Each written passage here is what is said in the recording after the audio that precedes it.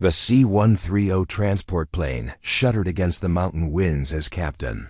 Elena Vasquez pressed her palm against the cold metal hull, feeling the vibrations travel through her bones like a death rattle. At 32, she had made over 200 jumps, but tonight something felt different, wrong in a way that made her stomach clench with more than pre-mission nerves.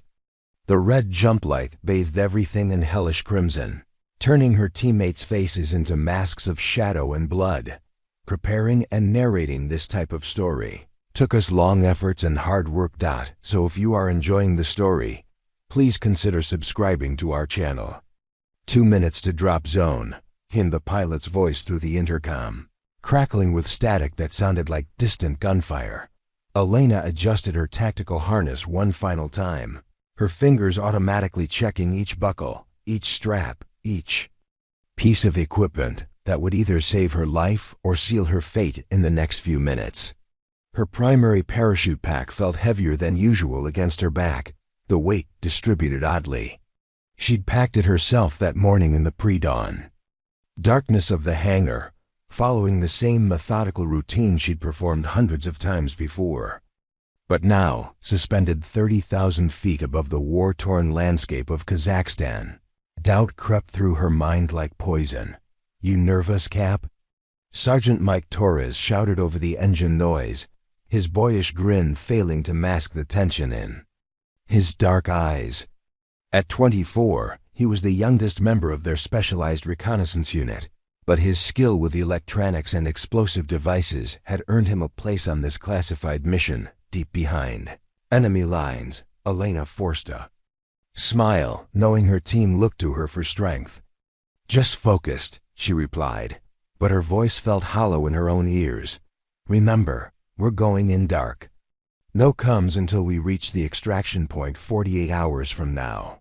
Lieutenant Sarah Chun, their intelligence specialist, looked up from the tablet where she'd been reviewing satellite images of their target. "The facility is heavily guarded," she said quietly, her precise words barely audible above the plane's roar. 24 guards on rotation, motion sensors on the perimeter, and if our intel is correct, they're holding Dr. Petrov somewhere in the underground levels. Dr. Alexei Petrov, the Russian physicist who had contacted the CIA 3 months ago, claiming to have evidence of his government's illegal biological weapons program. He'd been supposed to defect during a conference in Vienna, but instead had simply vanished. Until a week ago, when a coded message had appeared on a dead-drop website, containing coordinates and a single word, Prometheus. Elena's hand moved unconsciously to the small silver locket at her throat, a nervous habit she'd developed after her brother's death in Afghanistan. Inside was a photo of Miguel in his marine dress blues, taken just days before his final deployment. He'd been so proud, so certain he was fighting for something that mattered. Elena had joined the Army Rangers partly to honor his memory, but also to find her own answer to the question that had haunted her since his funeral. What was worth dying for?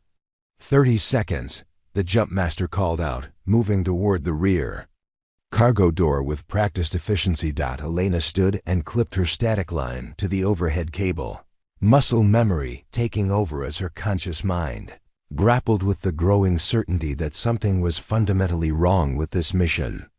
The intelligence had come too easily. The insertion point was too convenient.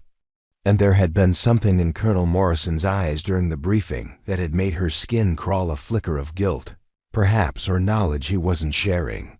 The cargo door began to lower with a mechanical whine, revealing a rectangle of star-filled darkness. Wind rushed into the cabin with the fury of a living thing, carrying the scent of pine forests and distant snow. Below, the landscape stretched out like a rumpled black blanket, broken by the occasional cluster of lights that marked small villages or military installations. "Green light! Go, go, go!"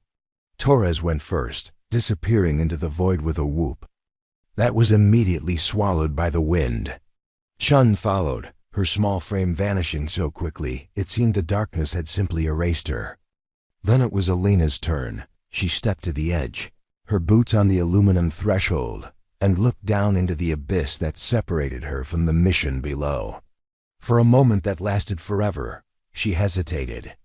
Every instinct she'd developed over years of combat operations was screaming at her to step back, to demand answers, to abort this jump. But her team was already falling through the night sky, depending on her leadership, and Dr. Petrov was somewhere below, counting on them for rescue. Elena jumped. The initial sensation was always the same, the stomach-dropping moment of free fall before the static line deployed her chute. She counted, 1 Mississippi, 2 Mississippi, 3 Mississippi. At 4 Mississippi, her static line should have pulled her parachute from its pack. Instead, she continued to fall, the ground rushing up to meet her with terrifying speed. Panic tried to claw its way up her throat, but Elena's training kicked in. She reached for her reserve chute, pulling the ripcord with a sharp jerk that sent pain shooting through her shoulder. The small emergency parachute deployed with a crack like a gunshot, but even as it filled with air and slowed her descent, she could see it was too little, too late. She was coming in too fast, too steep, and her landing zone had shifted from the planned field to a section of forest that looked like a collection of upthrust spears in the moonlight. As she fought to control her descent, Elena's mind raced through the implications. Her main chute had failed, which could have been equipment malfunction. These things happened, despite all precautions. But the timing, combined with her earlier doubts about the mission, painted a darker picture. Someone had wanted her dead, or at least wanted her separated from her team. Trees rushed up to meet her, their branches reaching like gnarled fingers. Elena pulled on her risers, trying to steer toward what looked like a small clearing, but her damaged reserve chute responded sluggishly. She managed to avoid the worst of the pine trunks, but branches tore her equipment and uniform as she crashed through the canopy. Her boots hit the forest floor hard enough to drive her to her knees, and she rolled to absorb the impact, coming to rest against a fallen log in a shower of pine needles and broken twigs. For a long moment, Elena lay still, taking inventory of her body. Her left ankle throbbed, but it bore her weight when she tested it. Cuts and scratches covered her hands and face, but nothing felt broken. More importantly, her equipment pack had survived the crash landing mostly intact. She had her rifle, ammunition, first aid supplies, and communication gear, everything she needed to complete the mission. If she could find her team, Elena struggled to her feet and activated her GPS unit, shielding its dim glow with her body. According to the coordinates, she was nearly 12 kilometers from the planned drop zone, too far to have been caused by normal wind drift. Her team would be regrouping at the primary rally point, waiting for her. But first, she needed to understand what had gone wrong with her jump. She gathered the remnants of her parachutes, using her tactical flashlight to examine them in detail. What she found made her blood run cold. The main chute's lines hadn't failed, they'd been cut. Not completely severed, which would have been obvious during her pre-jump inspection, but scored and weakened so they would snap under the stress of deployment. It was sabotage, plain and simple, carried out by someone with detailed knowledge of parachute systems and access to her equipment. The implications hit her like a physical blow.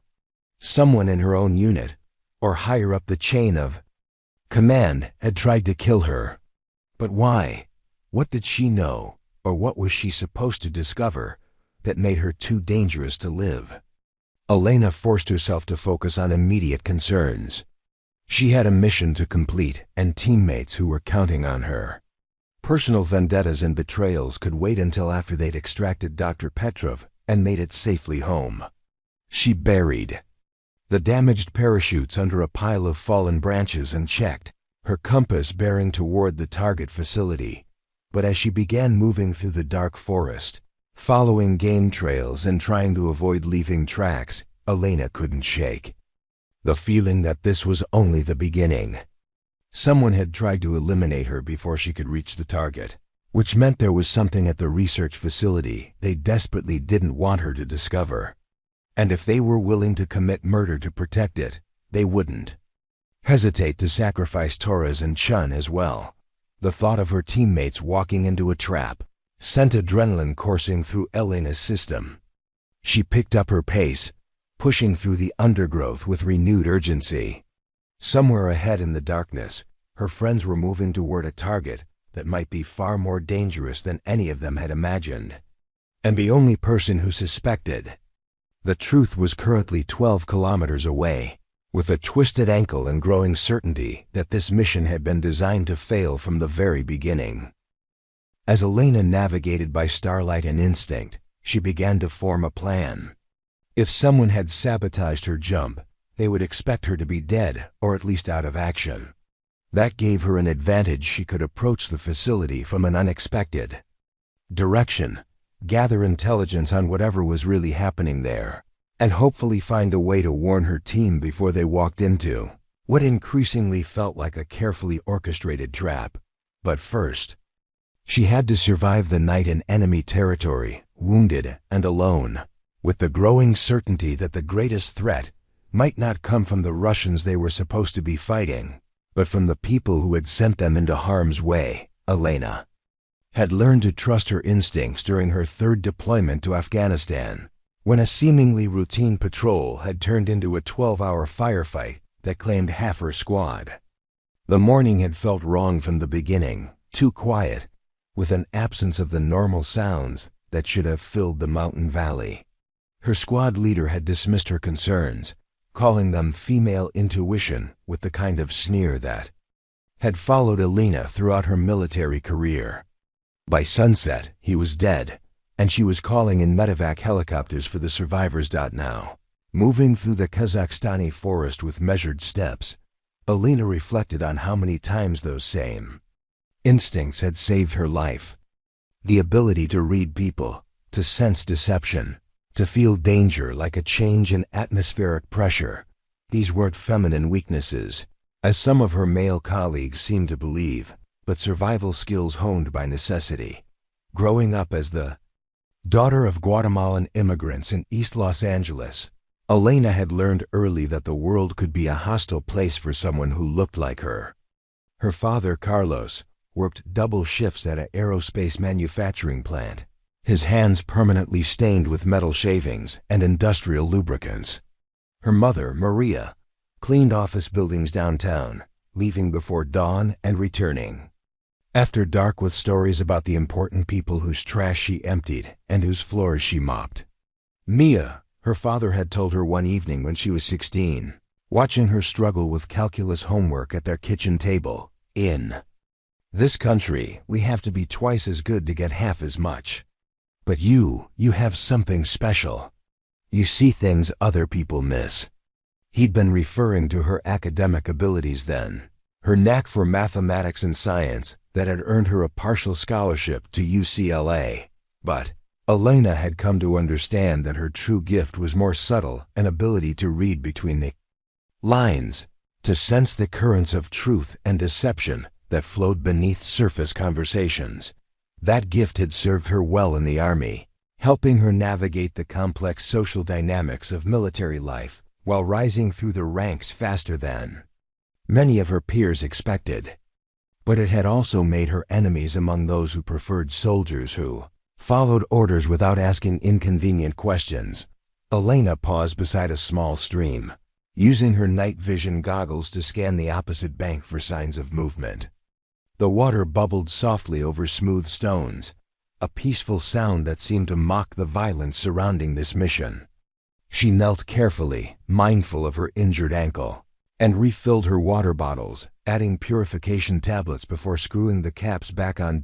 As she worked, her mind drifted to the conversation she'd had with Colonel Morrison 3 days before the mission.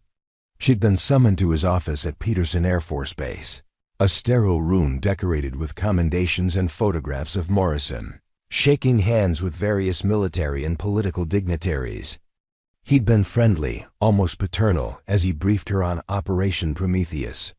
"Elena," he'd said, using her first name in a way that had immediately put her on guard, "this mission requires someone with your particular skills. Someone who can think on their feet, adapt to changing circumstances, and get the job done regardless of obstacles. At the time, she'd interpreted his words as confidence in her abilities. Now they sounded more like a warning or perhaps a threat. Had Morrison known her parachute would fail? Had he counted on her adaptability to survive the sabotage and complete the mission anyway? Elena stood and continued moving through the forest, following a compass bearing that would bring her to the research facility from the northwest, an approach route that hadn't been part of their original plan. As she walked, she thought about Dr. Alexei Petrov, the man they'd been sent to extract. The intelligence briefing had painted him as a conscience-stricken scientist, horrified by his government's biological weapons program. But what if that story was fiction? What if Petrov was actually a double agent, and this entire operation was designed to eliminate an American intelligence asset who had become inconvenient? The implications multiplied in Elena's mind like fractals, each possibility spawning new questions. If Morrison was involved in a conspiracy, how high did it go? Who else might be compromised? And most importantly, what was she supposed to do about it? Her ankle was beginning to swell inside her boot, a throbbing reminder of her crash landing and the distance she still had to cover. Elena had always prided herself on her physical conditioning. She ran 5 miles every morning, completed the Ranger fitness test twice a year with scores that put most men to shame, and had earned expert marksman ratings with multiple weapon systems. But tonight, injured and alone in hostile territory, she felt the weight of her mortality pressing down like a physical force. She thought about Miguel, her younger brother who had idolized the military heroes of their childhood movies and enlisted in the Marines straight out of high school. He'd been everything the Corps wanted: strong, brave, eager to prove himself worthy of the uniform. But strength and bravery hadn't been enough to save him from the roadside bomb that had torn through his convoy outside Kandahar. Elena had requested emergency leave to attend his funeral, standing in the California sunshine beside their parents as a Marine honor guard folded the flag that had covered his coffin. He died doing what he believed in, the chaplain had said, offering words meant to comfort, but which had instead filled Elena with rage. Miguel had died because someone, somewhere, had made a decision that his life was an acceptable cost for achieving some abstract strategic objective. The people who made those decisions rarely wore uniforms themselves, rarely faced the consequences of their choices personally. Elena had sworn that night, standing beside her brother's grave, that she would never be someone's pawn, that she would think for herself, question orders when they didn't make sense, and never blindly trust authority figures who seemed more concerned with politics than with the lives of the people under their command. That oath was being tested now, in ways she'd never imagined. A branch snapped somewhere behind her, the sound carrying clearly through the still air. Elena immediately dropped to a crouch behind a fallen tree, bringing her rifle up to a ready position. She waited, counting heartbeats, listening for any sound that would reveal whether the noise had been caused by an animal or something more dangerous. After 5 minutes of silence, she continued moving, but with heightened awareness. The research facility was still hours away, and she was beginning to realize that getting there alive might be more challenging than she'd initially thought. If someone had sabotaged her parachute, they might have also alerted enemy forces to her presence. She could be walking into a carefully orchestrated ambush, with Russian soldiers positioned along every possible approach route. But Elena had advantages that her enemies might not expect. She spoke fluent Russian, learned during a year-long assignment to a NATO liaison position in Poland.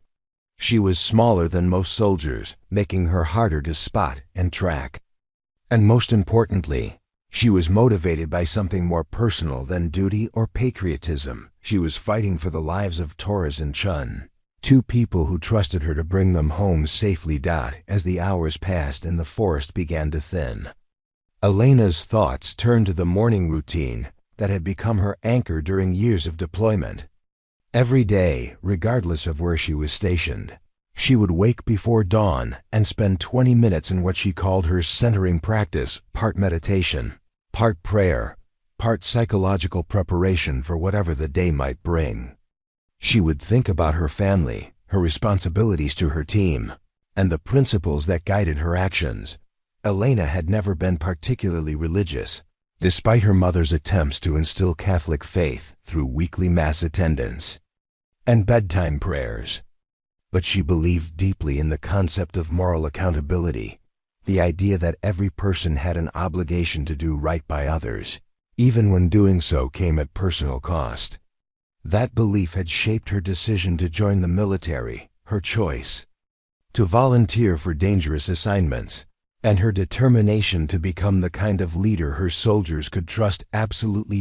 Now, moving through enemy territory with growing certainty that she'd been betrayed by her own chain of command, Elena found herself questioning everything she'd believed about duty and loyalty. Was she obligated to complete a mission that might have been designed to get her killed? Did she owe anything to an institution that had apparently decided she was expendable? The answer came to her as she crested a small ridge and caught her first glimpse of the research facility in the distance. A cluster of concrete buildings surrounded by high fences and watchtowers. She didn't owe the military anything, and she certainly didn't owe Colonel Morrison or whoever else might be involved in this conspiracy. But she owed Torres and Chen everything. They were out there somewhere, moving toward what might be a trap.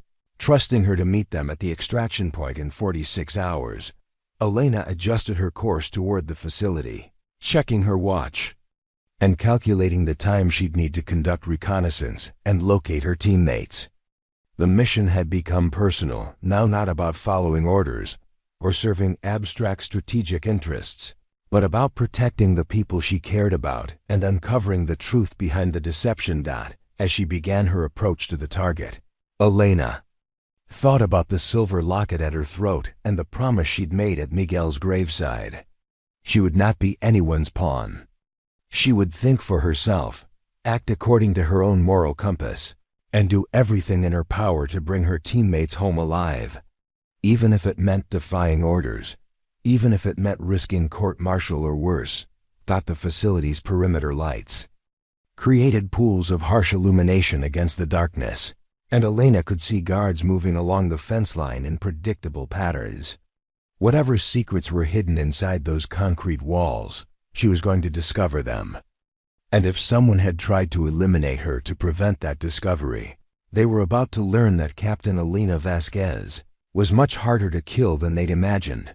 Elena spent 3 hours in careful observation before she spotted the first signs that something was fundamentally wrong with their intelligence. According to the mission briefing, the facility should have been a standard Soviet-era research complex with minimal security, 2 guard posts, occasional patrols, and basic perimeter defenses. Instead, she was looking at what appeared to be a high-security military installation with sophisticated surveillance equipment, multiple layers of fencing, and guard rotations that suggested a much larger security force than they'd been told to expect. Through her binoculars, Elena counted at least 40 personnel visible on the grounds, including what appeared to be Spetsnaz special forces identifiable by their distinctive equipment and movement patterns.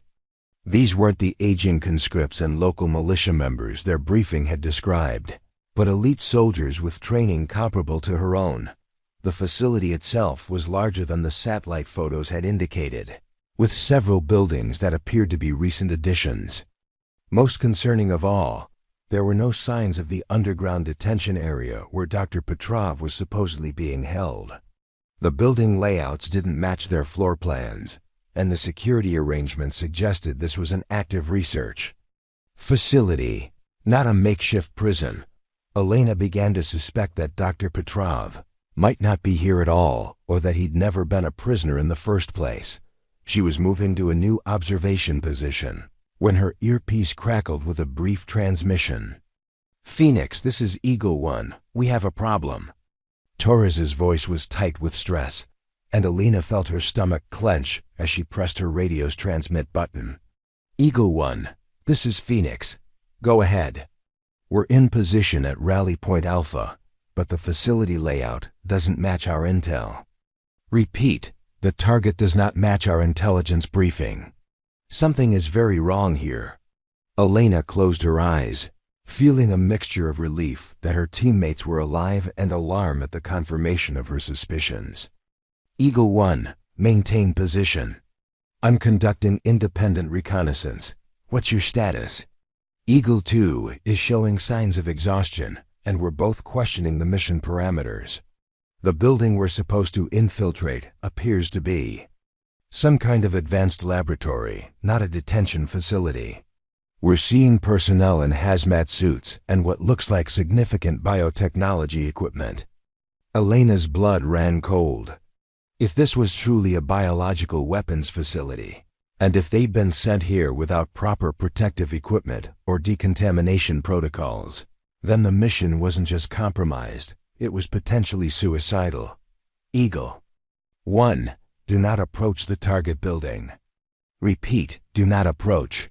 We may be dealing with biological hazards. Copy that, Phoenix, but we have another problem. Eagle 2 intercepted communication suggesting that our insertion was detected. Russian forces are mobilizing for a search operation, and they seem to know exactly where to look. The implications hit Elena like a physical blow. Not only had someone sabotaged her parachute, but their entire mission had been compromised from the beginning. Russian intelligence had been expecting them, which meant someone with access to classified operational details had provided information to the enemy. Elena began moving toward her teammate's position, abandoning stealth for speed.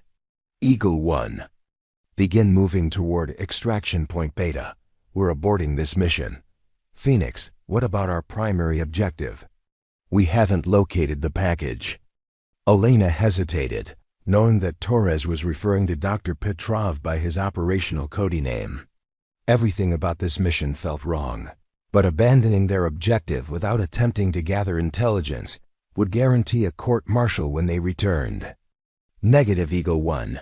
Give me 30 minutes to conduct close reconnaissance, then we extract regardless of what I find. As Elena moved through the forest toward the facility's perimeter, she began to piece together what she suspected was really happening. Someone had fed them false intelligence to lure their team into a trap, possibly to eliminate them as witnesses to some larger conspiracy. The sabotaged parachute had been intended to remove her from the equation, leaving Torres and Chen to walk into what might be a carefully orchestrated ambush. But why target their specific team? Elena reviewed everything she knew about recent operations, looking for connections that might explain their current situation. 3 months ago, their unit had been involved in Operation Nightfall, an intelligence-gathering mission in Eastern Europe that had uncovered evidence of weapons smuggling involving American military contractors. Elena had written a detailed report documenting irregularities in equipment manifests and suggesting further investigation. But the report had been classified and buried by higher command. Could Nightfall be connected to their current situation? Elena remembered Colonel Morrison's unusual interest in that operation, his questions about what evidence they'd gathered and who had access to their findings. At the time, she'd assumed he was conducting routine oversight. Now those questions seemed more sinister. Elena reached the facility's outer perimeter and began moving along the fence line, looking for weaknesses in their security. The guards were professional and alert, but their patrol patterns had small gaps that someone with her training could exploit. More importantly, she noticed that their positions seemed designed to prevent escape rather than infiltration, as if they were expecting someone to try to leave the facility rather than enter it. As she moved, Elena's earpiece crackled again. Phoenix, this is Eagle 2. I'm seeing vehicle movement on the access road. Multiple trucks, probably carrying additional personnel. Chen's voice carried a note of barely controlled fear that Elena had never heard before. Her intelligence specialist. was one of the most composed soldiers Elena had ever worked with, capable of maintaining operational focus under extreme stress. If Chen was showing signs of panic, their situation was deteriorating rapidly. Eagle 2, how many vehicles? At least 6 trucks, plus what looks like armored personnel carriers. Phoenix, I think we're looking at company strength reinforcements. Elena did quick calculations in her head. If the Russians were bringing in a company of soldiers, potentially 200 additional personnel, then her team was facing impossible odds. Whatever the real objective of this mission, someone had determined that eliminating Elena, Torres, and Chen was worth risking significant military resources. But as Elena continued her reconnaissance, she began to notice details that suggested a more complex situation. The Russian soldiers weren't deploying in patterns designed for a search and destroy operation. Instead, they seemed to be establishing defensive positions around the facility itself, as if they were expecting an attack from a much larger force. Elena found a position with clear sight lines to the main facility building and settled in for detailed observation. Through her scope, she could see personnel moving inside the structure, and what she saw made her question everything about their mission. The people inside weren't wearing military uniforms or lab coats, as she would have expected in either a prison or research facility. Instead, they appeared to be wearing business attire suits and civilian clothes that suggested this might be some kind of meeting or conference. As Elena watched, a group of men emerged from the main building and walked toward what appeared to be a landing pad. Even at distance, she recognized one of them, General Viktor Petrov, Russia's Deputy Minister of Defense, whose photograph had been in their intelligence briefings as a high-value target. But according to those same briefings, Petrov should have been in Moscow, not at a remote research facility in Kazakhstan. Elena's radio crackled with an urgent transmission from Torres. Phoenix, we have American vehicles approaching from the south. Repeat, American military vehicles are approaching the facility. Elena felt the world tilt around her as the implications became clear. American forces were approaching a facility that was supposedly secret, where Russian officials were conducting some kind of meeting, and where her team had been set on what was clearly a mission based on false intelligence. This wasn't a rescue operation or even a typical intelligence-gathering mission. It was something much more complex and dangerous. Eagle 1, can you identify the vehicles? Black SUVs with government plates, plus what looks like a communications truck. Phoenix, these aren't regular military vehicles. They look like CIA or NSA assets. Elena's mind raced as she tried to understand what was happening. If American intelligence assets were meeting with Russian officials at a supposedly secret facility, then Operation Prometheus wasn't about rescuing Dr. Alexei Petrov. It was about eliminating witnesses to whatever illegal collaboration was taking place. The sabotaged parachute, the false intelligence, the timing of their insertion, everything had been designed to ensure that Elena's team would be present when Russian forces eliminated them, providing cover for whatever agreements were being negotiated inside the facility.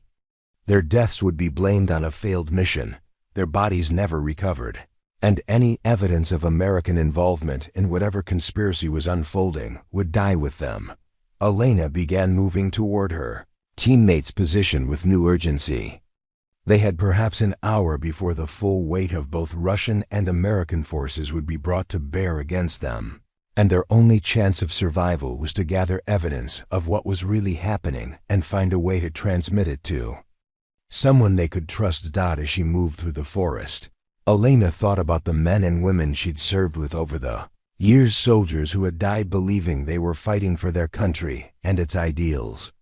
If her suspicions were correct, some of those deaths had been the result of political calculations made by people who treated human lives as acceptable losses in pursuit of power and profit. But Elena Vasquez was not going to be an acceptable loss. She was going to survive, expose whatever conspiracy had nearly killed her, and ensure that Torres and Chen made it home to their families. Even if it meant fighting her own government, even if it meant sacrificing her career and possibly her freedom. The war had just become personal, and Elena intended to win it. Elena reached Rally Point Beta just as the first helicopter appeared on the horizon, its rotors cutting through the pre-dawn darkness with mechanical precision. Torres and Chen were waiting in a defensive position behind a cluster of boulders, their faces grim with the understanding that their situation had deteriorated far beyond anything they'd trained for. "Report," Elena commanded as she slid into cover beside them. Chen immediately handed her a tablet displaying intercepted communications. "Phoenix, we've been monitoring Russian radio traffic for the past hour. They're not looking for us, they're providing security for some kind of high-level meeting. And based on the encryption protocols they're using, this operation has been planned for months." Elena studied the data, her Russian language skills allowing her to understand the tactical communications Chen had recorded. What she saw confirmed her worst fears. This wasn't a search operation, but a carefully orchestrated security operation, designed to protect a clandestine meeting between American and Russian officials. "There's more," Torres said, his voice tight with anger. "I managed to hack into their communications network using the equipment from the facility's perimeter. Phoenix, there are NSA and CIA assets inside that building, meeting with Russian intelligence officials. This whole mission has been a setup from the beginning." Elena felt a cold rage building in her chest as the full scope of the betrayal became clear. "Show me what you found." Torres activated his tablet, displaying a series of intercepted communications and digital photographs taken with long-range surveillance equipment. The images showed American intelligence officials she recognized from briefings, sitting around a conference table with their Russian counterparts. Documents were being exchanged, hands shaken, agreements apparently finalized. "Look at this," Chen said, pointing to a specific communication intercept. "They're discussing something called Protocol 7, apparently a joint intelligence operation involving weapons sales to proxy forces in Africa and the Middle East. The profits are being split between Russian oligarchs and American defense contractors." Elena studied the evidence, understanding that what they'd stumbled upon was potentially one of the largest intelligence scandals in decades. American and Russian officials were secretly collaborating on illegal arms sales using their respective intelligence agencies to facilitate transactions that violated international law and directly contradicted their nation's official foreign policies. "But why send us here?" Torres asked. "If they wanted to keep this secret, why risk exposing it by ordering a mission to this facility?" Elena's blood ran cold as the answer became clear. "Because we were never supposed to survive. Our mission was to provide cover for eliminating witnesses. My parachute was sabotaged to make it look like the mission went wrong from the beginning.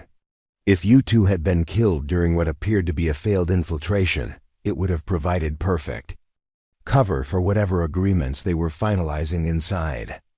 Chen's face went pale. "But we're still alive, which means we're witnesses to something they can't afford to have exposed." Elena checked her watch, calculating their remaining time before the facility's security forces began actively hunting them. "We need to gather more evidence and find a way to transmit it to someone we can trust. If we can prove what's happening here, we might have enough leverage to negotiate our survival." But even as she spoke, Elena knew their situation was more desperate than she was willing to admit. The people involved in this conspiracy controlled significant resources within the intelligence community, and they'd already demonstrated their willingness to commit murder to protect their secrets. Elena's team might gather evidence of the conspiracy, but they still had to survive long enough to deliver it to someone who could act on it. Torres was monitoring radio communications when his expression suddenly changed. "Phoenix, we have a problem. I'm intercepting communications about a search team being deployed specifically to locate American survivors from a failed parachute insertion. They know we're alive, and they're coming for us. Elena made a decision that went against every principle of military hierarchy she'd been taught to respect. "We're going rogue," she announced. "As of right now, we're no longer operating under official orders. Our only objective is to survive and expose what's happening here." Chun nodded grimly. "What do you need us to do?"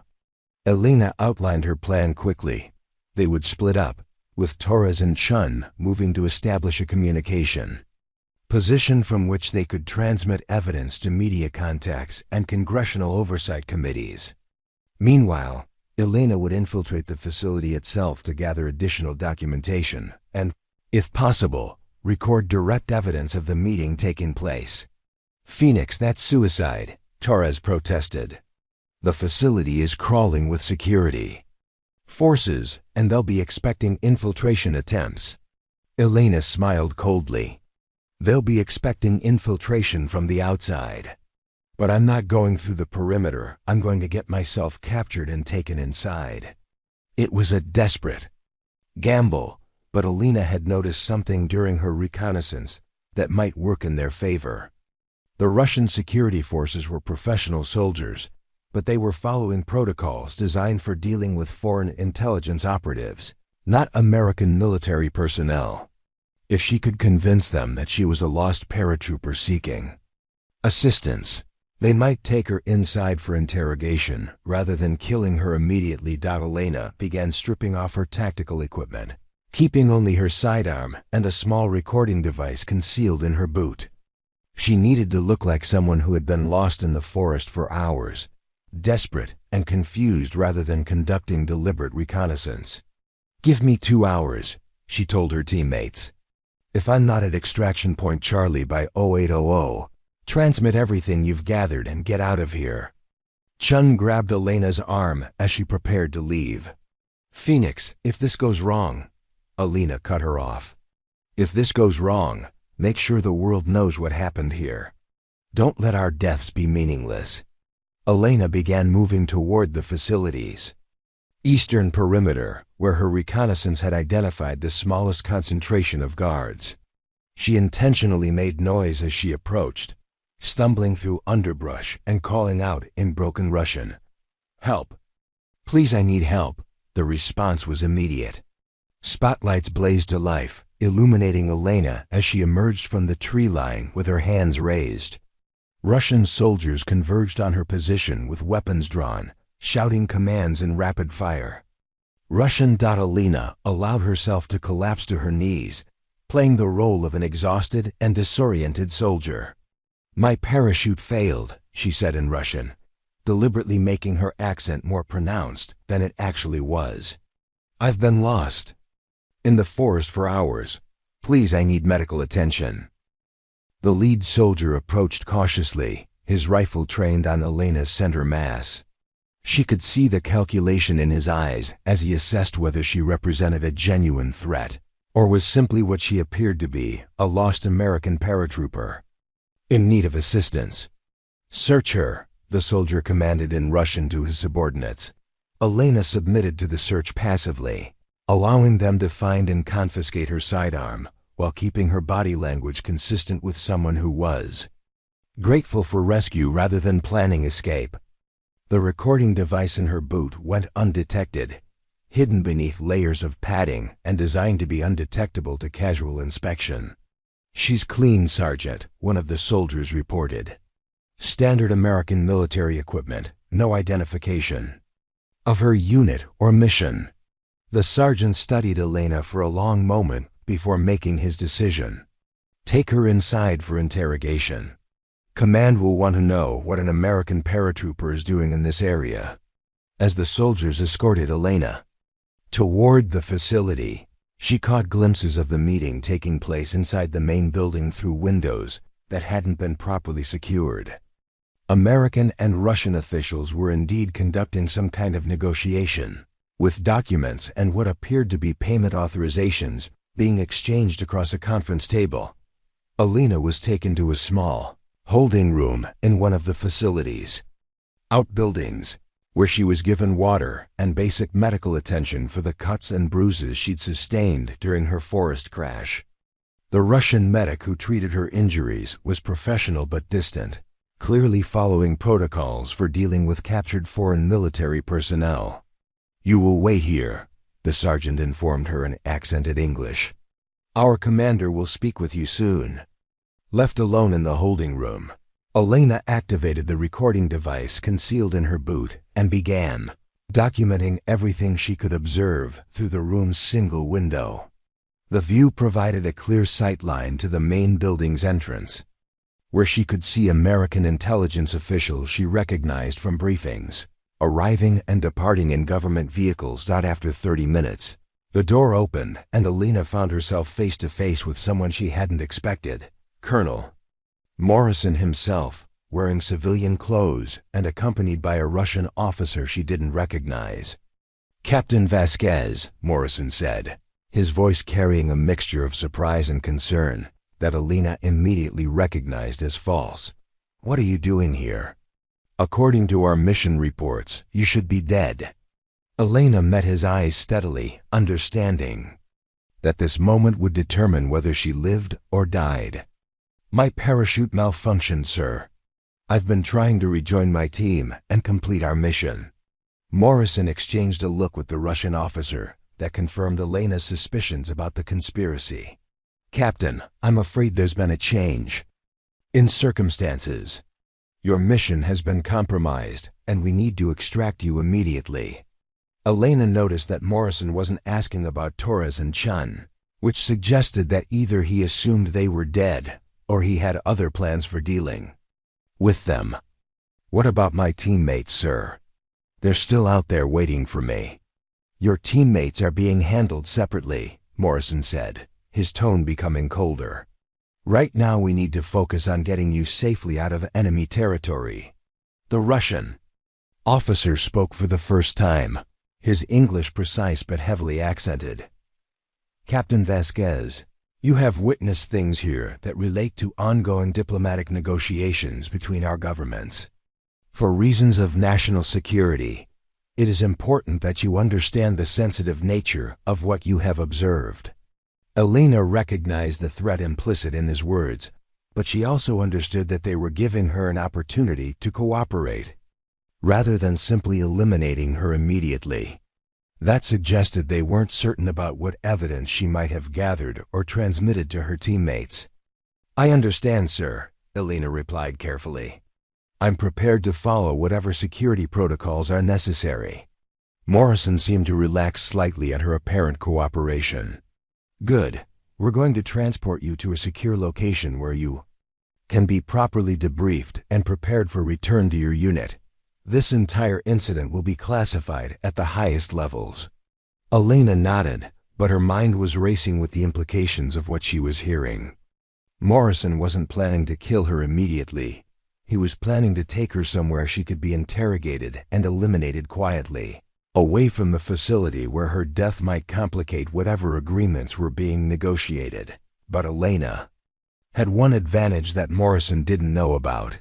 The recording device in her boot was transmitting everything to a relay beacon she'd established during her approach to the facility.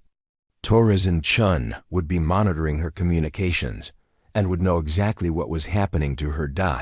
As Morrison and the Russian officer prepared to escort her from the holding room, Elena made her move. "Colonel, before we leave I should mention that my team established communication protocols for exactly this type of situation. If I don't check in with them at predetermined intervals, they've been instructed to transmit all mission-related intelligence to our oversight committee." Morrison's face went rigid, and Elena saw his hand move unconsciously toward the concealed weapon she was certain he was carrying. "What exactly did you transmit to your team, Captain?" Elena met his eyes steadily, gambling everything on a bluff. "That might save her life." "Everything, sir. Video surveillance of this facility, communications intercepts, photographic evidence of the meeting taking place inside the main building. My team has documentation of American intelligence officials conducting unauthorized negotiations with Russian counterparts. The Russian officer spoke rapidly to Morrison in Russian, clearly agitated by this development. Elena caught enough of the conversation to understand that they were discussing whether to eliminate her immediately or attempt to negotiate for the evidence she claimed her team possessed. Morrison made his decision quickly. "Captain, you're going to contact your team and instruct them to surrender all evidence they've gathered. In exchange, all three of you will be returned safely to the United States with no questions asked about this incident." Elena pretended to consider the offer while calculating her options. Morrison was lying. He had no intention of allowing any of them to survive with knowledge of what was happening at the facility. But his offer gave her time to develop a plan and potentially gather more evidence about the scope of the conspiracy. "I'll need to speak with my team directly," Elena said. "They won't follow surrender orders unless they come from me personally." Morrison nodded and activated a portable radio unit. "Make the call, Captain. And remember, their lives depend on your cooperation." Elena took the radio and transmitted on the frequency she knew Torres and Chen would be monitoring. "Eagle 1. Eagle 2, this is Phoenix. I'm safe and in American custody. Colonel Morrison is here and wants to discuss modification of our mission. Parameters." Torres's response came immediately. "Phoenix, confirm your status. Are you under duress?" Elena looked directly at Morrison as she responded, "Negative. Eagle 1, I'm being treated well and have been fully briefed on the diplomatic situation we encountered. Colonel Morrison has assured me that all personnel involved in this operation will be returned safely to the United States once we complete proper security protocols." Elena hoped her teammates would understand the coded message she was sending, that she was indeed under duress, that Morrison was involved in whatever conspiracy they'd uncovered, and that they needed to be prepared for hostile action. Chen's voice came through the radio. "Phoenix, we copy your transmission. Be advised that we've documented significant intelligence regarding unauthorized American activities at this location. How do you recommend we proceed?" Elena felt a surge of pride at her teammates' quick thinking. Chen was confirming that they had evidence while also forcing Morrison to reveal his intentions about how to handle that evidence. Morrison took the radio from Elena's hands. "This is Colonel Morrison, commanding officer of this operation. All personnel are ordered to cease intelligence gathering activities and report to grid reference 347892 for immediate extraction. Any evidence gathered during this operation is classified beyond your security clearance and must be turned over to proper authorities immediately." The radio was silent for several seconds before Torres responded. "Colonel Morrison, this is Sergeant Torres. We're prepared to comply with your orders, but we require confirmation of Captain Vasquez's safety before proceeding to the extraction point." Morrison's jaw tightened with frustration, but Elena could see him calculating the risks of various approaches to the situation. Killing her would eliminate one witness, but Torres and Chen would know she was dead and would likely transmit whatever evidence they'd gathered. Taking her to the extraction point might allow him to eliminate all three of them simultaneously, but it would also risk exposing the conspiracy if something went wrong. Elena watched Morrison's face as he made his decision, understanding that the next few minutes would determine whether she and her teammates lived or died.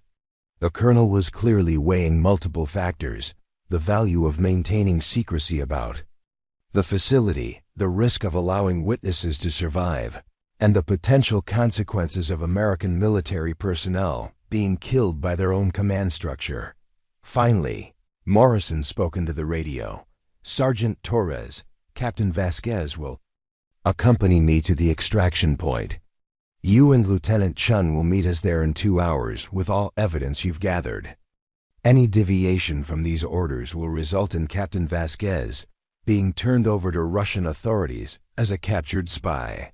Elena felt her heart rate spike as she realized Morrison was planning exactly what she'd feared: a rendezvous where all 3 American soldiers could be eliminated simultaneously, their deaths blamed on Russian action rather than American betrayal. But Elena had spent her entire military career preparing for situations where survival depended on thinking faster and fighting harder than her enemies expected. Morrison might control the tactical situation, but Elena had advantages he didn't know about: the loyalty of her teammates, evidence of his conspiracy already transmitted to external contacts, and most importantly, the absolute determination to survive and expose the truth. The real battle was just beginning, and Elena intended to win it. Elena was transported to the extraction point in the back of a Russian military vehicle, her hands zip-tied behind her back and Morrison sitting across from her with his sidearm drawn. The Russian officer who had accompanied Morrison introduced himself as Major Volkov, and Elena quickly understood that he was the liaison responsible for coordinating the illegal activities they'd uncovered. "Captain Vasquez," Volkov said as they drove through the forest toward the predetermined coordinates. "Your government and mine have reached certain understandings regarding our mutual interests in various global regions. The work being conducted at this facility serves the security interests of both our nations." Elena studied Volkov's face, noting the casual way he discussed what amounted to treason against both countries. "And what exactly is the nature of this work, Major?" Morrison shot her a warning look, but Volkov seemed unconcerned about revealing operational details to someone he clearly expected to eliminate shortly. "Weapons sales, primarily. Your country's defense contractors have been experiencing difficulties reaching certain markets due to congressional oversight and international agreements. Our organization provides access to those markets in exchange for technological transfers and profit-sharing arrangements." Elena felt sick as the implications became clear. American weapons technology was being illegally transferred to Russian-controlled networks, which were then selling advanced military equipment to groups and nations that posed direct threats to American interests. The profits were being split between corrupt American officials and Russian intelligence assets, creating a shadow economy that directly undermined both nations' official foreign policies. "How long has this been going on?" Elena asked. Morrison finally spoke, his voice cold with the authority of someone who had grown accustomed to making life-and-death decisions about subordinates. "Captain, you're asking questions that are far above your clearance level. Your only concern should be following orders and protecting classified information." Elena laughed bitterly. "Classified information? Colonel, what you're describing isn't classified intelligence, it's organized crime. You're selling weapons to America's enemies and getting soldiers killed to protect your profits." Morrison's hand tightened on his weapon, and Elena saw the moment when he decided she was too dangerous to allow to live even temporarily. But before he could act, the vehicle's radio crackled with an urgent transmission in Russian. Volkov listened to the message, his expression growing increasingly grim. He spoke rapidly to the driver, who immediately began changing course toward what Elena assumed was the facility they'd just left. "What's happening?" Morrison demanded. Volkov's English became more precise as stress affected his speech patterns. "Your teammates have transmitted significant intelligence to American media outlets and congressional oversight committees. CNN is preparing a news report about illegal weapons sales involving American and Russian intelligence agencies. We have perhaps 1 hour before this becomes an international incident." Elena felt a surge of fierce pride in Torres and Chen. Rather than attempting to rescue her directly, they had chosen to expose the conspiracy publicly, ensuring that even if all 3 American soldiers were killed, the truth would still come to light. Morrison was speaking rapidly into his phone, clearly attempting to contact superiors who might be able to suppress or discredit the emerging story. But Elena could hear the desperation in his voice as he realized that the conspiracy he'd helped orchestrate was beginning to unravel. "Sir, we need immediate media suppression and congressional interference," Morrison was saying. "The story cannot be allowed to break." Yes, sir, I understand the implications. No, sir, the witnesses have not been neutralized yet. When Morrison ended the call, his face was ashen with the understanding that his career, and possibly his freedom, were about to be destroyed. Captain Vasquez, you have no idea what you've done. The intelligence relationships you've just exposed took years to develop and serve vital national security interests. Elena met his eyes steadily. Colonel, I swore an oath to defend the Constitution of the United States against all enemies, foreign and domestic. I never swore an oath to protect war profiteers or traitors. The vehicle reached the facility just as the first American helicopters appeared on the horizon. Elena recognized the distinctive silhouettes of special operations aircraft, suggesting that someone with significant authority had ordered an immediate response to the intelligence. Torres and Chen had transmitted. Volkov was speaking rapidly into his radio, coordinating what sounded like a facility evacuation and evidence destruction operation. Elena realized that both American and Russian officials involved in the conspiracy were now scrambling to minimize their exposure as the story broke publicly. But Elena also understood that Morrison and Volkov still needed to eliminate her and her teammates to limit the damage to their respective organizations. Dead soldiers couldn't testify before congressional committees or provide additional evidence to investigators. The vehicle stopped outside the facility's main building, where Elena could see American intelligence officials loading documents and equipment into trucks with obvious urgency. Morrison pulled her from the vehicle and marched her toward a helicopter that was preparing for takeoff. Colonel Morrison, you're under arrest. The voice belonged to General Sarah Mitchell, the commanding officer of Special Operations Command, who had apparently arrived with the rescue helicopters. Elena felt overwhelming relief as she realized that someone in the chain of command had responded appropriately to the evidence her team had gathered. Morrison spun toward Mitchell with his weapon still drawn, and Elena saw the desperate calculation in his eyes as he weighed his options. Running would confirm his guilt, but surrendering would mean facing court-martial and potential execution for treason. General Mitchell, Morrison said, attempting to maintain his composure, there's been a serious misunderstanding. Captain Vasquez and her team encountered a classified diplomatic operation and misinterpreted what they observed. Mitchell studied Morrison with the cold assessment Elena had seen her apply to enemy combatants during previous operations.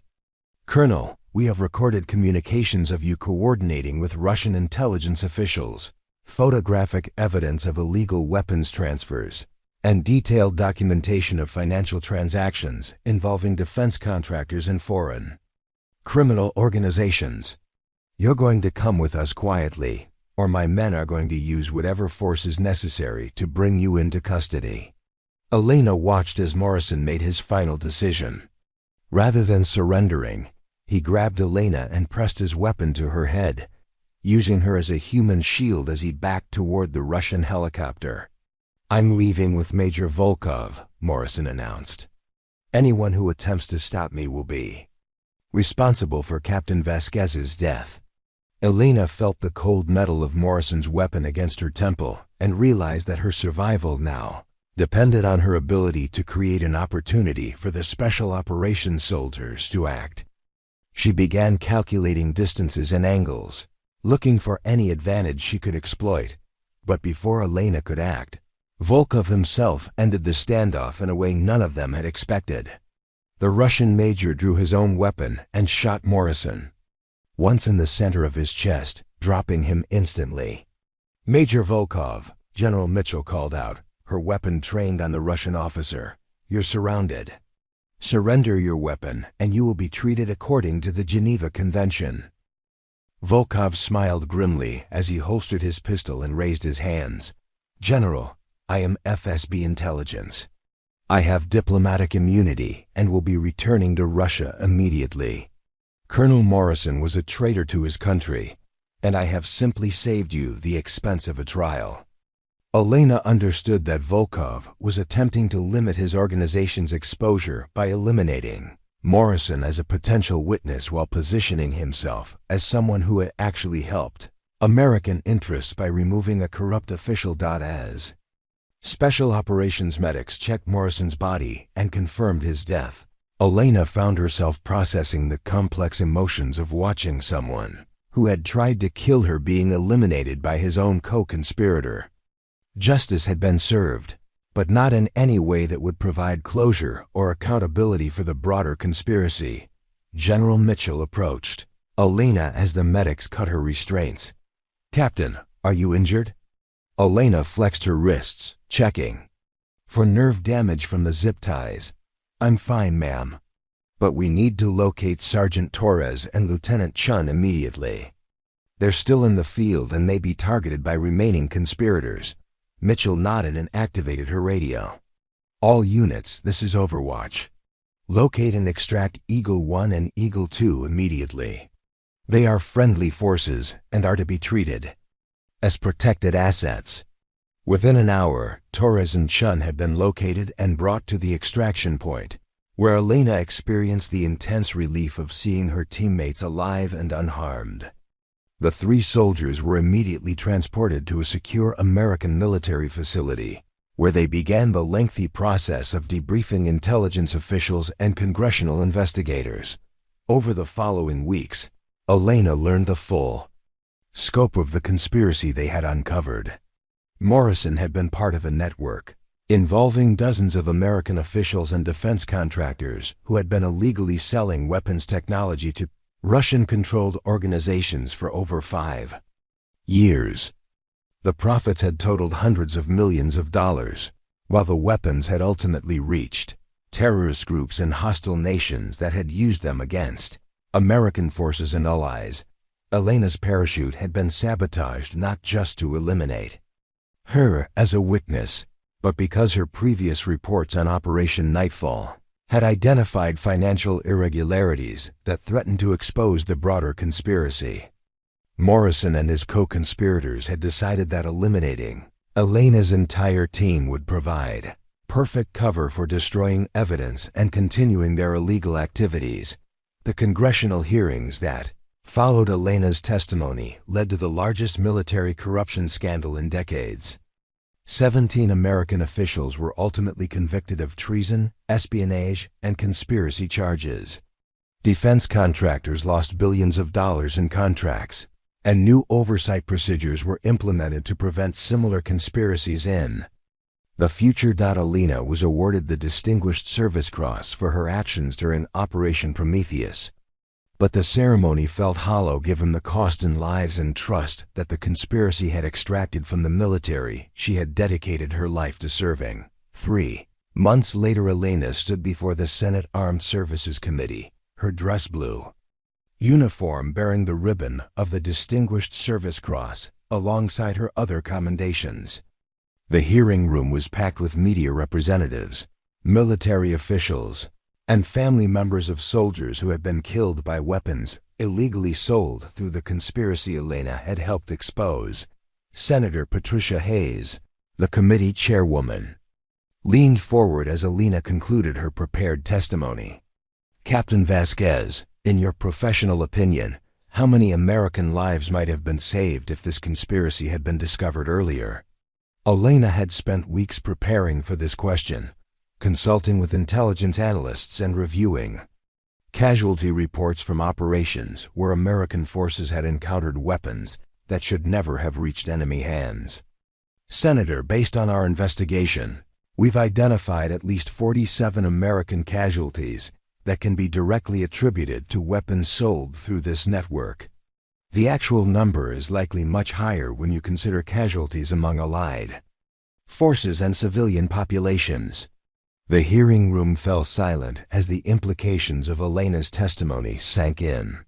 47 American soldiers had died because officials like Morrison had prioritized profits over national security.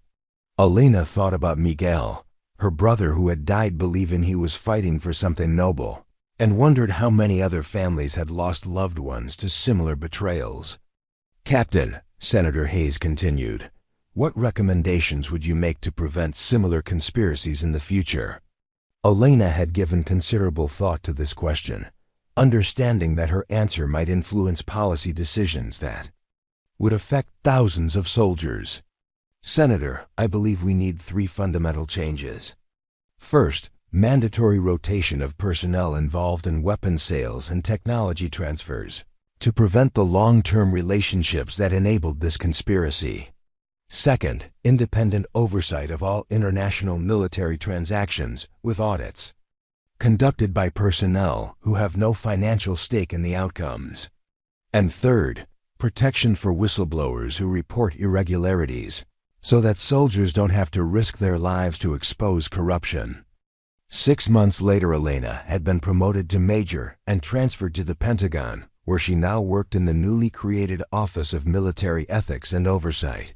Her job involved investigating potential corruption cases and developing protocols to prevent the kind of conspiracy she had uncovered in Kazakhstan. On a cold December morning, Elena received a phone call that changed her understanding of how far the ripple effects of her actions had spread. Major Vasquez.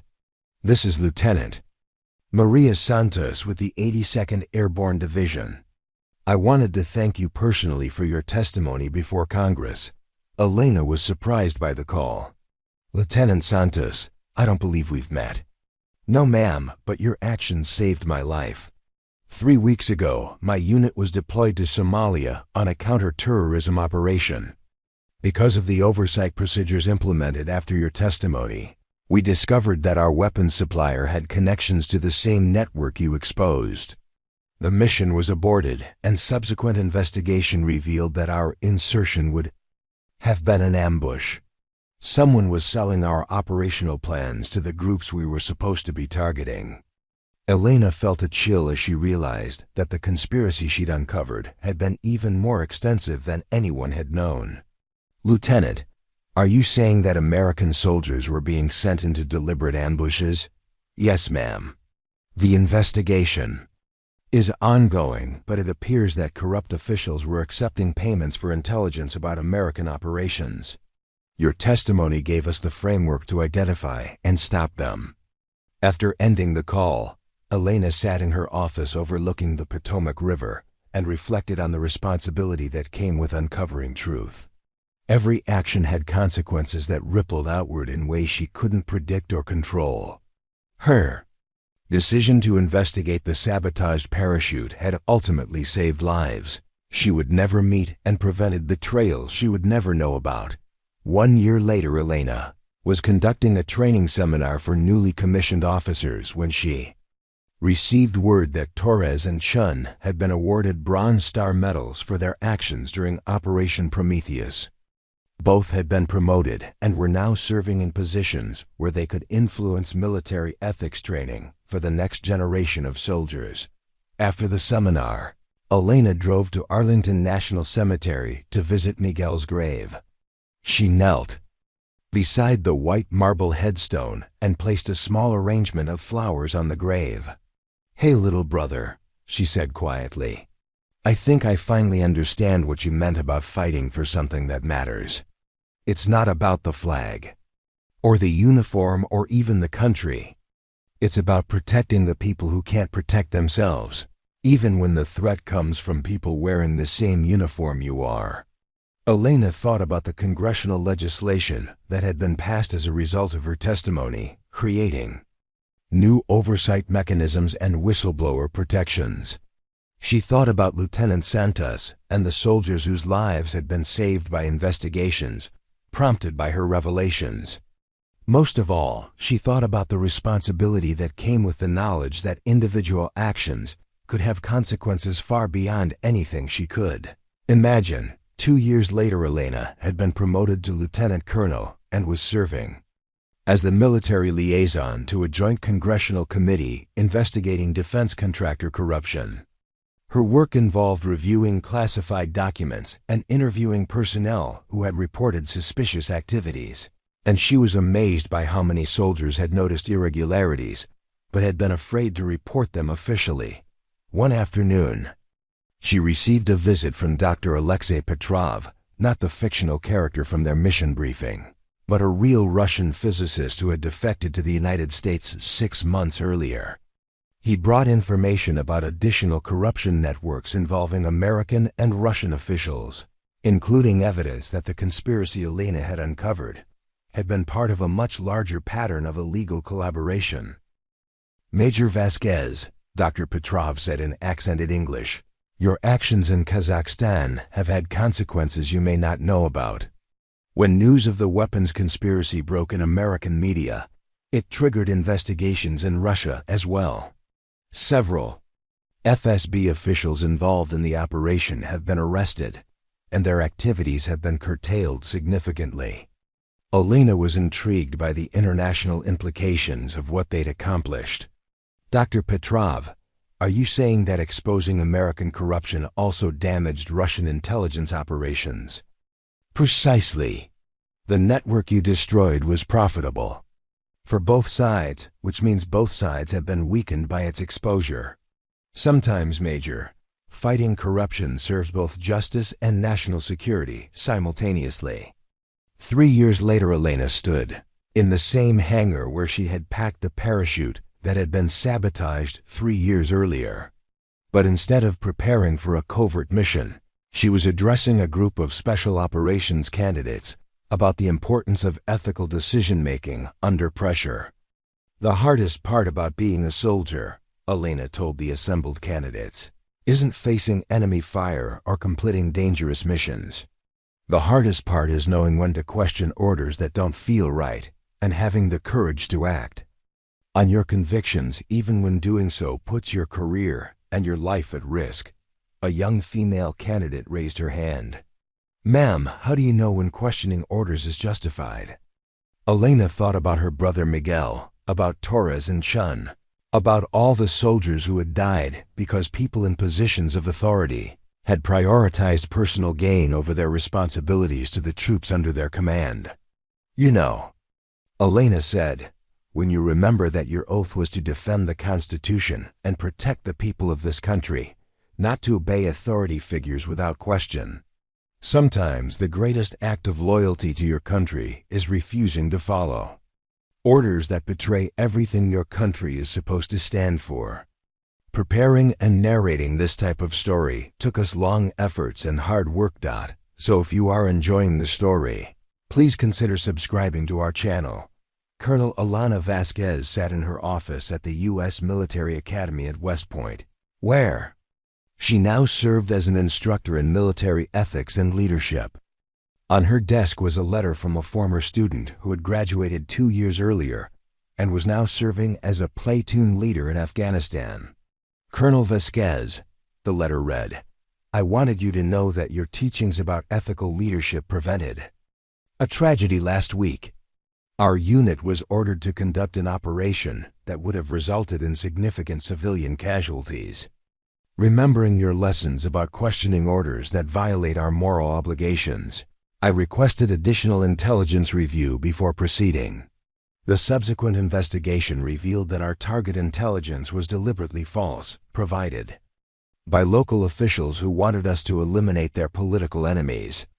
By questioning orders that didn't feel right, we avoided becoming party to what would have been mass murder."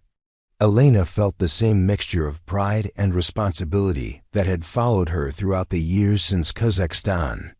Every soldier she taught, every investigation she conducted, every protocol she helped develop had the potential to save lives and preserve the integrity of the institution. She had dedicated her life to serving, but Elena also understood that vigilance was eternal. Corruption and betrayal would always be threats, and each generation of soldiers would have to learn for themselves the difference between following orders and following conscience. Elena had retired from active duty with the rank of brigadier general, but her work continued through the Vasquez Foundation, a non-profit organization dedicated to supporting military whistleblowers and investigating defense contractor corruption. The foundation had helped expose 12 separate corruption cases, resulting in criminal convictions and policy changes that had saved both lives and taxpayer money. On the 10th anniversary of Operation Prometheus, Elena received a call from Torres, who was now a sergeant major serving in military intelligence. "General," Torres said, "I wanted you to know that Chen and I have been working on something we think you'll appreciate.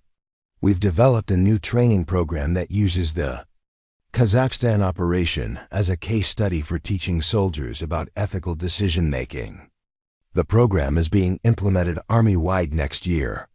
Elena smiled, understanding that her most important legacy wasn't the medals or the commendations, but the changes in military culture that would protect future generations of soldiers from the kind of betrayal they had experienced. "Mike," Elena said, "make sure the program emphasizes that soldiers have an obligation to think for themselves. The uniform doesn't make you a robot, and following orders doesn't absolve you of moral responsibility for your actions." Elena stood before the Vietnam Veterans Memorial on a crisp autumn morning, reading the names carved into the black granite wall. Many of those soldiers had died believing they were fighting for noble causes, only to learn later that political leaders had lied about the reasons for their sacrifice.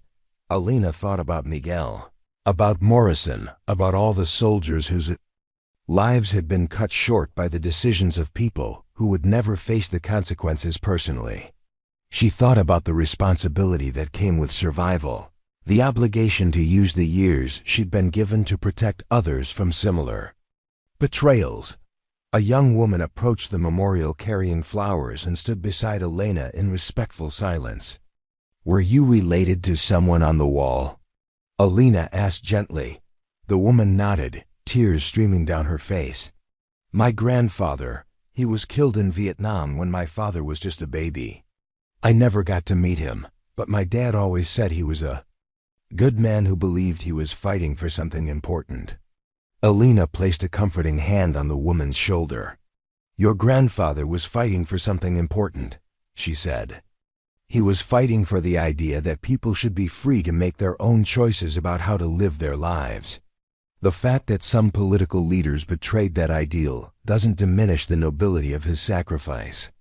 As Elena walked away from the memorial, she thought about the young officers she continued to mentor and the importance of ensuring that each generation understood both the honor and the responsibility that came with military service. The price of freedom wasn't just the lives of those who died defending it, but the eternal vigilance of those who survived to carry on the mission. Elena sat in her study, working on a memoir that would document not just the events in Kazakhstan, but the broader lessons about integrity, courage, and moral responsibility that had guided her throughout her military career. At 72, she had grandchildren who were approaching military age, and she wanted to leave them with something more than war stories. A knock at her door interrupted her writing, and Elena opened it to find a young man in an army dress uniform. "Ma'am." "I'm Second Lieutenant James Chen, United States Army. Lieutenant Colonel Sarah Chen was my mother." Elena felt her breath catch as she recognized the resemblance to her former teammate. "James, please come in. How is your mother?" "She's doing well, ma'am. She's a colonel now, serving at the Pentagon. She sent me to give you this." James handed Elena a small wooden box containing a silver compass inscribed with the words, "To General Vasquez, who taught us that true north isn't always the same as following orders. Torres and Chen." Elena examined the compass, noting that the needle pointed not to magnetic north, but to a custom direction marked honor. She understood the symbolism. Sometimes the right direction wasn't the one you were told to follow, but the one your conscience indicated. "James," Elena said, "are you planning to follow in your mother's footsteps?" The young lieutenant nodded. "Yes, ma'am. My mother always told me that military service was about protecting people who couldn't protect themselves. She said you taught her that lesson." Elena smiled, understanding that the most important part of her legacy was continuing through a new generation of soldiers who understood that ethical leadership required both courage and wisdom. "Lieutenant Chen," Elena said, "remember that wearing the uniform gives you the privilege of serving something greater than yourself. But it also gives you the responsibility to think for yourself and act according to your conscience, even when Doing so is difficult or dangerous. As James left, Elena returned to her memoir and wrote, "The greatest tragedy of military service isn't death in combat, but the betrayal of the ideals that make service meaningful. The greatest triumph isn't victory in battle, but the preservation of integrity under pressure. And the greatest responsibility isn't following orders, but ensuring that the next generation of soldiers understands the difference between loyalty to authority and loyalty to principle." Elena looked out her window at the American flag flying. In her front yard, its fabric moving gently in the evening breeze. She thought about Miguel, about all the soldiers who had died believing they were fighting for freedom and justice. Their sacrifice had meaning only if each generation renewed its commitment to the values they had died defending. The work was never finished, Elena realized. Each generation had to learn for itself the price of freedom and the responsibility that came with preserving it. But if she had contributed to that understanding, if her actions had made future soldiers more likely to question orders that violated their moral obligations, then perhaps her own service had been worthwhile.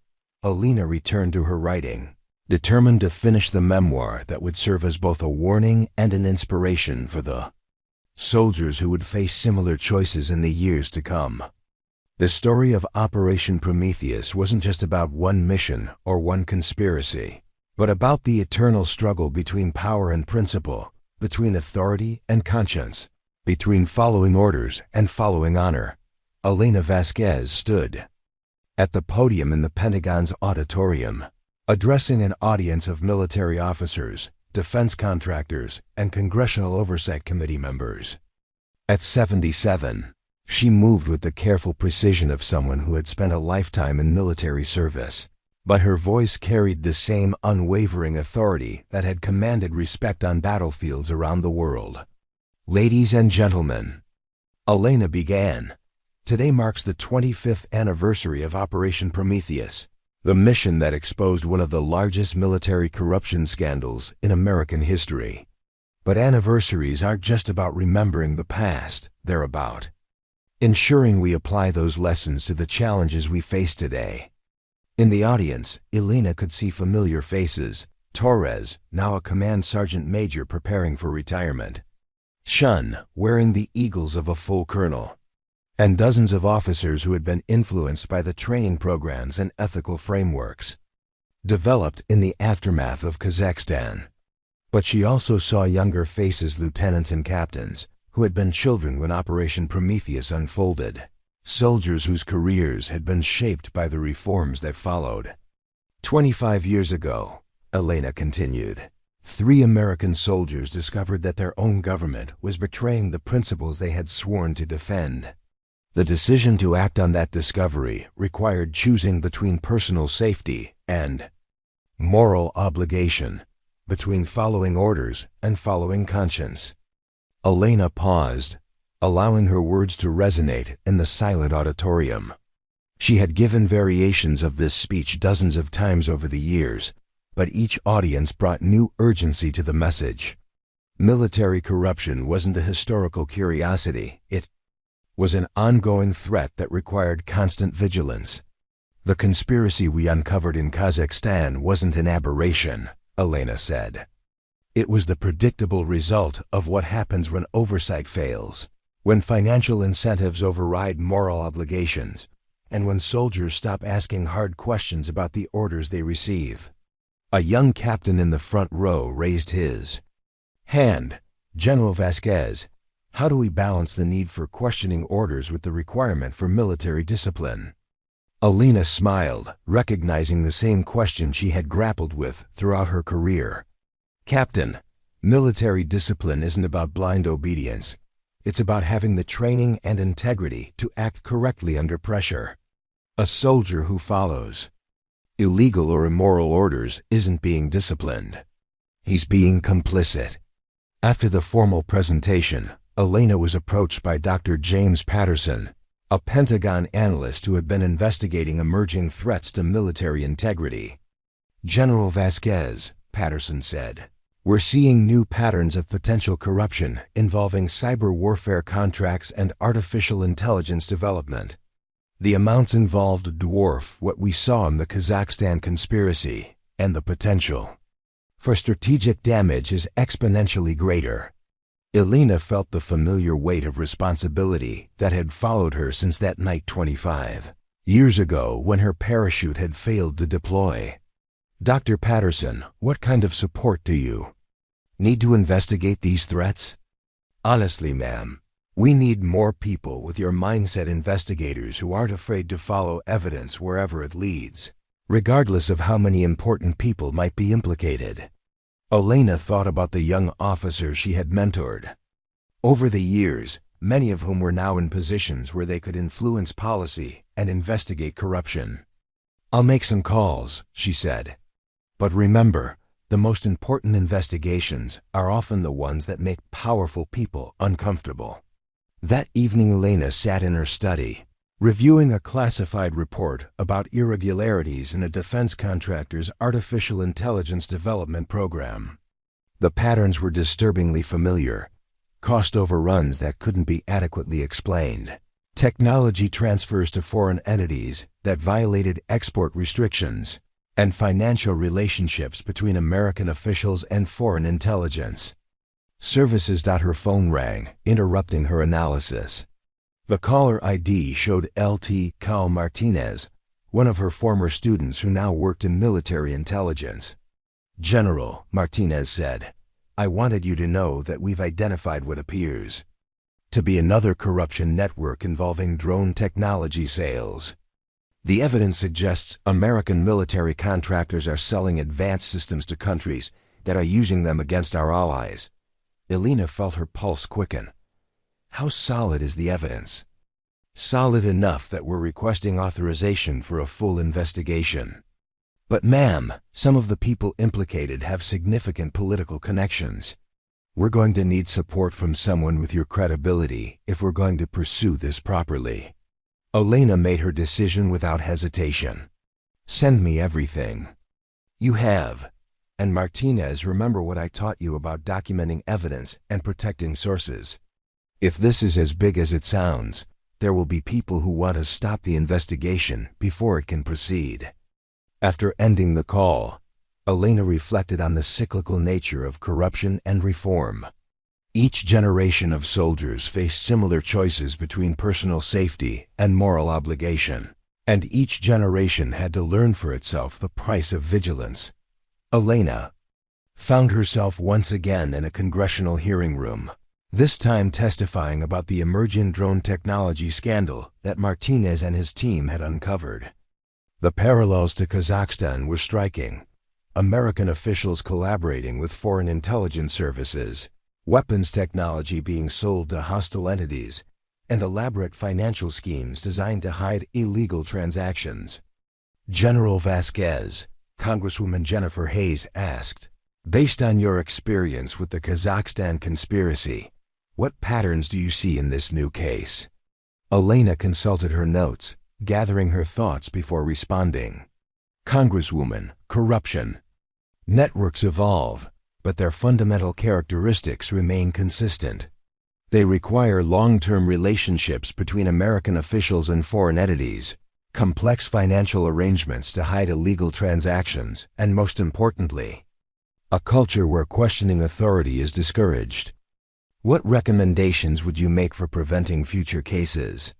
Elena had spent weeks preparing for this question, drawing on 25 years of experience investigating military corruption. 3 fundamental changes, Congresswoman.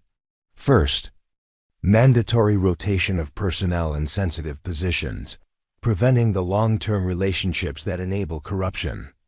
Second, financial transparency requirements for all defense contractor transactions, with real-time oversight by independent auditors. And third, protection and incentives for whistleblowers, so that soldiers don't have to risk their careers to report suspicious activities. After the hearing, Elena was approached by a young journalist who reminded her of herself at a similar age, intelligent, determined, and unimpressed by authority. "General Vasquez," the journalist said, Sources are telling me that the drone scandal is connected to an even larger network involving space defense contracts and quantum computing technology. Are you aware of these connections? Elena studied the young woman carefully, recognizing the hunger for truth that had driven her own investigations. I can't comment on ongoing investigations, Elena said. But I will say this: corruption networks are like cancer. If you don't eliminate them completely, they metastasize into new forms that are even more dangerous than the original. Elena received a call that brought her full circle to the events that had defined her career. Major General David Torres, her former sergeant, now a senior military commander, was requesting her assistance with a situation that threatened to become another major scandal. Elena, Torres said, using her first name in the informal way that reflected their decades of friendship, we've discovered that some of the technology from the drone investigation is connected to the original Kazakhstan network. It appears that we didn't eliminate the conspiracy 25 years ago, we just forced it to evolve. Elena felt a chill as the implications became clear. David, are you saying that some of the people involved in the original conspiracy are still active?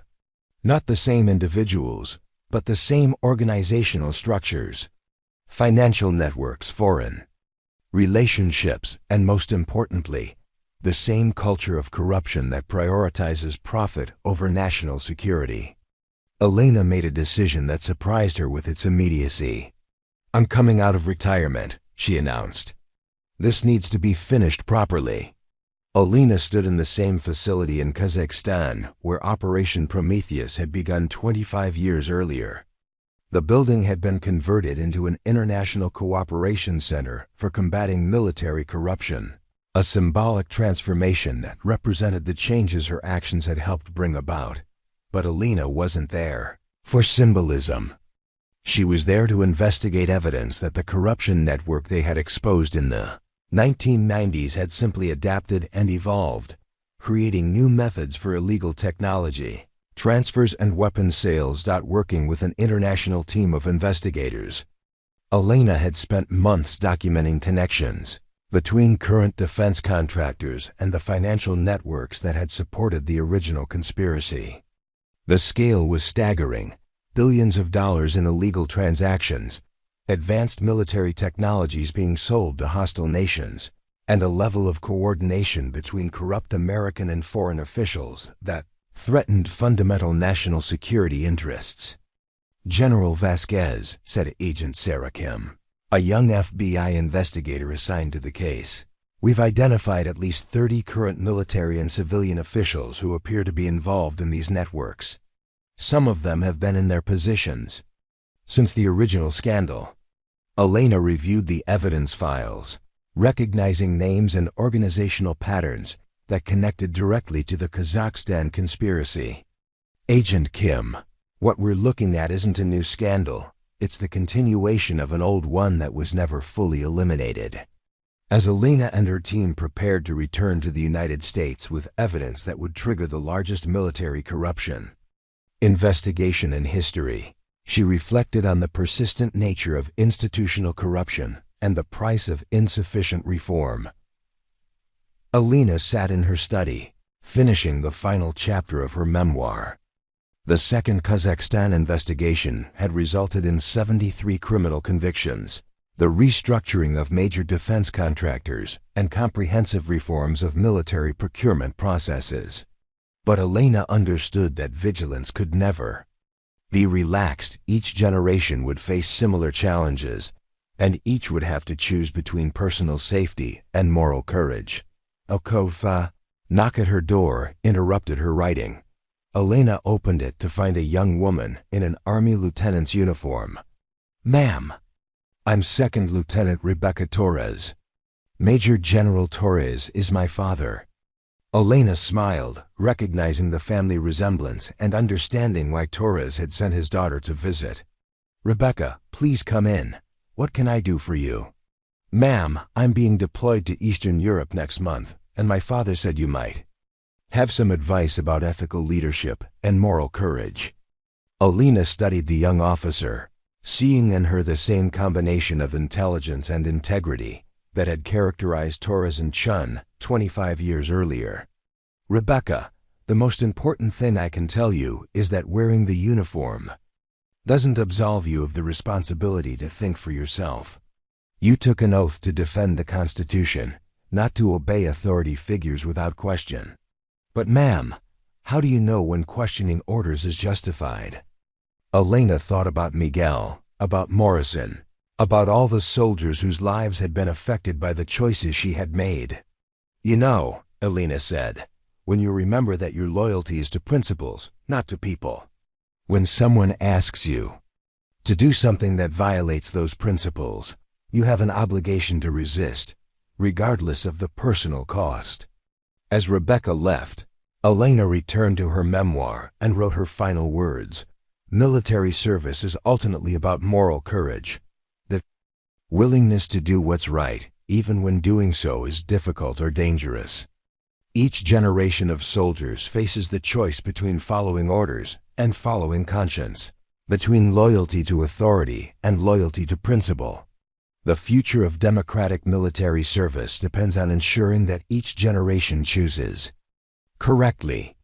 Elena closed her laptop and looked out her window at the American flag flying in her front yard.